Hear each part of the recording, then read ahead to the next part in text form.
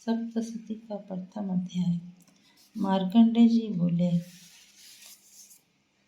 सूर्य के पुत्र सावर्णी जो 8वें मनु कहे जाते हैं, उनके उत्पत्ति की कथा विस्तार पूर्वक कहता हूँ, सुनो। सूर्य कुमार महाभाग सावर्णी भगवती महामाया के अनुग्रह से जिस प्रकार मनवंतर के स्वामी हुए, वहीं प्रसंग सुनाता हूँ। पूर्व काल की बात है। स्वारोचित मनवंतर में सूरथ नाम के एक राजा थे, जो चैत्र वंश में उत्पन्न हुए थे। उनका समस्त भूमंडल पर अधिकार था। वे प्रजा का अपने औरस पुत्रों की भांति धर्म पूर्वक पालन करते थे। तो भी उस समय कोल विध्वंसी नामक क्षत्रिय उनके शत्रु हो गए। राजा सूरथ की दंड नीति बड़ी प्रबल थी। उनका शत्रुओं के साथ संग्राम हुआ। यद्यपि कोला विध्वंसी संख्या में कम थे, तो भी राजा सूरथ युद्ध में उनसे परास्त हो गए। तब वे युद्ध भूमि में अपने नगर को लौट आए और केवल अपने देश के राजा होकर रहने लगे। समूची पृथ्वी से अब उनका अधिकार जाता रहा, किंतु वहां भी उन प्रबल शत्रुओं ने उस समय महाभाग राजा सूरथ पर आक्रमण कर दिया। राजा का बल क्षीण हो चला था, इसलिए उनके दुष्ट, बलवान एवं दुरात्मा मंत्रियों ने वहां उनकी राजधानी में भी राजकीय सेना और खजाने को हथिया लिया। सूरथ का प्रभुत्व नष्ट हो गया था, इसलिए वे शिकार खेलने के बहाने घोड़े पर सवार हो वहां से अकेले ही एक घने जंगल में चले गए। वहां उन्होंने विप्रवर मेधा मुनि का आश्रम देखा, जहां कितने ही हिंसक जीव अपनी स्वाभाविक हिंसा वृत्ति छोड़कर पर परम शांत भाव से रहते थे। मुनि के बहुत से शिष्य उस वन की शोभा बढ़ा रहे थे। वहां जाने पर मुनि ने उनका सत्कार किया और वे उन मुनिष्ठ के आश्रम पर इधर उधर विचरते हुए कुछ काल तक रहे। फिर ममता से आकृष्ट चित्त होकर वहां से इस प्रकार चिंता करने लगे, पूर्व काल में मेरे पूर्वजों ने जिस प्रकार पालन किया था, वही नगर आज मुझसे रहित है। पता नहीं मेरे दुराचारी भृत्यगण उसकी धर्म पूर्वक रक्षा करते हैं या नहीं। जो सदा मद की वर्षा करने वाला और सूरवीर था, वह मेरा प्रधान हाथी अब शत्रुओं के अधीन होकर न जाने किन भोगों को भोगता होगा। जो लोग मेरी कृपा, धन और भोजन पाने से सदा मेरे पीछे पीछे चलते थे, वे निश्चय ही अब दूसरे राजाओं का अनुसरण करते होंगे। उन अपभवी लोगों के द्वारा सदा खर्च होते रहने के कारण अत्यंत कष्ट से जमा किया हुआ मेरा वह खजाना खाली हो जाएगा। ये तथा और भी कई बातें राजा सूरथ निरंतर सोचते रहते थे।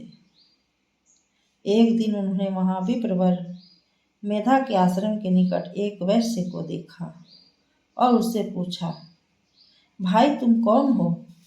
यहाँ तुम्हारे आने का क्या कारण है? तुम क्यों शोकग्रस्त हो और अनमने से दिखाई देते हो? राजा सूरथ का यह प्रेम पूर्वक कहा हुआ वचन सुनकर वैश्य ने विनीत भाव से उन्हें प्रणाम करके कहा, राजन, मैं धनियों के कुल में उत्पन्न एक वैश्य हूँ। मेरा नाम समाधि है। मेरे दुष्ट स्त्री ने, पुत्रों ने धन के लोभ से मुझे घर से बाहर निकाल दिया है। मैं इस समय धन, स्त्री और पुत्रों से वंचित हूँ। मेरे विश्वसनीय बंधुओं ने मेरा ही धन लेकर मुझे दूर कर दिया है, इसलिए दुखी होकर मैं वन में चला आया हूँ। यहाँ रहकर मैं इस बात को नहीं जानता कि मेरे पुत्रों की, स्त्री की और स्वजनों की कुशल है या नहीं। इस समय घर में वे कुशल से रहते हैं अथवा उन्हें कोई कष्ट है। वे मेरे पुत्र कैसे हैं? क्या वे सदाचारी हैं तथा दुराचारी हो गए हैं? राजा ने पूछा। जिन लोभी स्त्री पुत्र आदि धन के कारण तुम्हें घर से निकाल दिया, उनके प्रति तुम्हारे चित्त में इतना स्नेह का बंधन क्यों है? वैश्य बोला, आप मेरे विषयों में जैसी बात करते हैं वह सब ठीक है, किंतु क्या करूं? मेरा मन निष्ठुरता नहीं धारण करता। जिन्होंने धन के लोभ में पड़कर पिता के प्रति स्नेह, पति के प्रति प्रेम तथा आत्मीय जन के प्रति अनुराग को तिलांजलि दे मुझे घर से निकाल दिया है, उन्हीं के प्रति मेरे हृदय में इतना स्नेह है। महामते, गुणहीन बंधुओं के प्रति भी मेरा जो चित्त इस प्रकार प्रेम मग्न हो रहा है, यह क्या है? इस बात को मैं जानकर भी नहीं जान पाता। उनके लिए मैं लंबी सांसें ले रहा हूँ और मेरा हृदय अत्यंत दुखित हो रहा है। उन लोगों में मेरे प्रेम का सर्वथा अभाव है, तो भी उनके प्रति जो मेरा मन निष्ठुर नहीं हो पाता, उसके लिए क्या करूं? मार्कंडेय जी कहते हैं, ब्राह्मण तदंतर राजाओं में श्रेष्ठ सूरत और वह समाधि नामक वैश्य दोनों साथ साथ मेधा मुनि की सेवा में उपस्थित हुए और उनके साथ यथा योग्य न्यायानुकूल विनय पूर्ण बर्ताव करके बैठे। तत्पश्चात वैश्य और राजा ने कुछ वार्तालाप आरंभ किया। राजा ने कहा, भगवान, मैं आपसे एक बात पूछना चाहता हूँ, उसे बताइए। मेरा चित्त अपने अधीन न होने के कारण वह बात मेरे मन को बहुत दुख देती है। जो राज्य मेरे हाथ से चला गया है, उसमें और उसके संपूर्ण अंगों में मेरी ममता बनी हुई है। मुनि श्रेष्ठ, यह जानते हुए भी कि वह अब मेरा नहीं है, अज्ञानी की भांति मुझे उसके लिए दुख होता है। यह क्या है? इधर यह वैश्य भी घर से अपमानित होकर आया है, इसके पुत्र और स्त्री भृत्यों ने इसे छोड़ दिया है, स्वजनों ने भी इसे त्याग कर दिया है, तो भी यह उनके प्रति अत्यंत हार्दिक स्नेह रखता है। इस प्रकार यह तथा मैं दोनों ही बहुत दुखी हैं, जिसमें प्रत्यक्ष दोष देखा गया है। उस विषय के लिए भी हमारे मन में ममता जनित आकर्षण पैदा हो रहा है। महाभाग, हम दोनों समझदार हैं, तो भी हम में से जो मोह पैदा हुआ है, यह क्या है? विवेक शून्य पुरुष की भांति मुझ में और इसमें भी यह मूर्खता प्रत्यक्ष दिखाई देती है। ऋषि बोले, महाभाग, विषय मार्ग का ज्ञान सब जीवों को है, इसी प्रकार विषय भी सबके लिए अलग अलग है। कुछ प्राणी दिन में नहीं देखते और दूसरे रात में ही नहीं देखते, तथा कुछ जीव ऐसे होते हैं जो दिन और रात्रि में बराबर ही देखते हैं। यह ठीक है कि मनुष्य समझदार है, किंतु केवल वे ही ऐसे नहीं होते। पशु, पक्षी और मृग आदि सभी प्राणी समझदार होते हैं। मनुष्यों की समझ भी वैसी ही होती है जैसी उस मृग और पक्षियों की होती है, तथा जैसी मनुष्यों की होती है वैसी ही उन मृग, पक्षी आदि की होती है। यह तथा अन्य बातें भी प्राय दोनों में समान ही है। समझ होने पर भी इन पक्षियों तो देखो, ये स्वयं भूख से पीड़ित होते हुए भी मोहवश बच्चों की चोंच में कितने चाव से अन्न के दाने डाल रहे हैं। नरश्रेष्ठ, क्या तुम नहीं देखते कि ये मनुष्य समझदार होते हुए भी लोभवश अपने किए हुए उपकार का बदला पाने के लिए पुत्रों की अभिलाषा करते हैं? यद्यपि उन सब में समझ की कमी नहीं है, तथापि वे संसार की स्थिति, जन्म मरण की परंपरा बनाए रखने वाले भगवती महामाया के प्रभाव द्वारा ममता में भंवर से युक्त मोह के गहरे गर्त में गिराए गए हैं। इसलिए इसमें आश्चर्य नहीं करना चाहिए।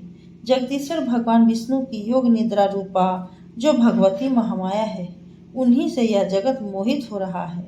वे भगवती महामाया देवी ज्ञानियों के भी चित्त को बलपूर्वक खींचकर मुंह में डाल देती है। वे ही इस संपूर्ण चराचर जगत की सृष्टि करती है। वे ही प्रसन्न होने पर मनुष्यों को मुक्ति के लिए वरदान देती है। वे ही परा विद्या, संसार बंधन और मोक्ष की हेतुभूता सनातनी देवी तथा संपूर्ण स्वरूप भी अधीश्वरी है। राजा ने पूछा, भगवान, जिन्हें आप महामाया कहते हैं, वे देवी कौन हैं?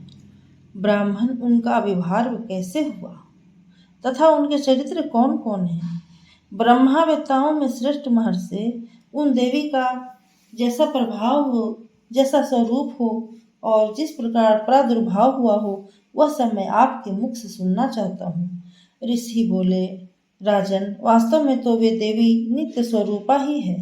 संपूर्ण जगत उन्हीं का रूप है तथा उन्होंने समस्त विश्व को व्याप्त कर रखा है।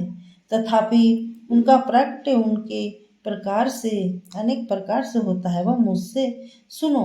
यद्यपि वे नित्य और अजन्मा है, तथापि जब देवताओं का कार्य सिद्ध करने के लिए प्रकट होती है, उस समय लोक में उत्पन्न हुई कहलाती है। कल्प के अंत में जब संपूर्ण जगत एकावर्ण में निमग्न हो रहा था और सबके प्रभु भगवान विष्णु शेष नाग की सैया बिछाकर योग निद्रा का आश्रय ले सो रहे थे, उस समय उनके कानों के मैल से दो भयंकर असुर उत्पन्न हुए, जो मधु और कैटभ के नाम से विख्यात थे।